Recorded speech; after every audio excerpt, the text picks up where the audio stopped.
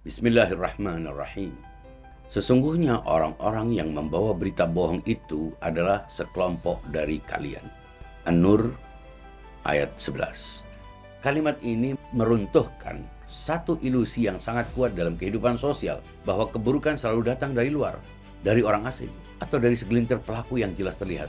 Wahyu justru menunjukkan hal sebaliknya. Fitnah tidak lahir di pinggiran, melainkan di tengah komunitas sendiri. Ia bukan tindakan individu yang terisolasi, tetapi hasil partisipasi banyak orang.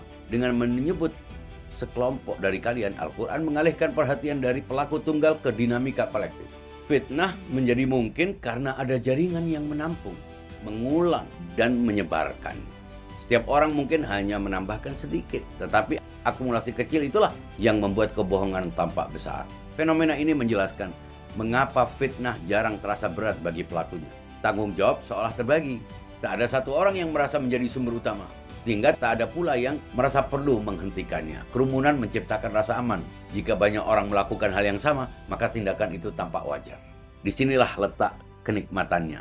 Seorang dapat merasa menjadi bagian dari sesuatu yang ramai tanpa harus mempertanggungjawabkan dampaknya. Bahkan seringkali keterlibatan itu dianggap sebagai bentuk keakraban sosial. Wahyu tidak terpaku pada detail cerita yang disebarkan. Fokusnya justru pada sikap pembawanya. Mengapa seseorang memilih ikut menyampaikan sesuatu yang belum jelas kebenarannya? Mengapa sensasi lebih menarik daripada kehati-hatian?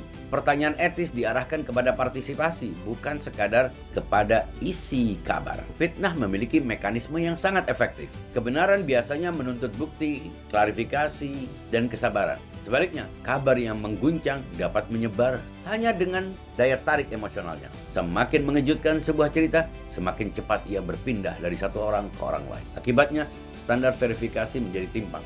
Kebenaran diminta pembuktian berlapis, sementara kebohongan cukup menawarkan sensasi. Kerumunan mempercepat proses ini karena setiap pengulangan memberi kesan seolah-olah informasi tersebut telah diverifikasi oleh banyak orang. Padahal hanya berpindah dari mulut ke mulut. Wahyu memutus logika tersebut dengan penegasan yang sangat mendasar. Keburukan yang dilakukan bersama tetaplah keburukan. Jumlah pelaku tidak mengubah status moral suatu tindakan. Banyaknya suara tidak otomatis menghasilkan kebenaran, dan viralitas tidak identik dengan keabsahan. Pesan ini juga menyentuh akar psikologis yang lebih dalam. Manusia cenderung takut berbeda dari kelompoknya. Menolak ikut menyebarkan sesuatu dapat dianggap seperti memisahkan diri dari arus sosial. Namun, justru disitulah integritas diuji.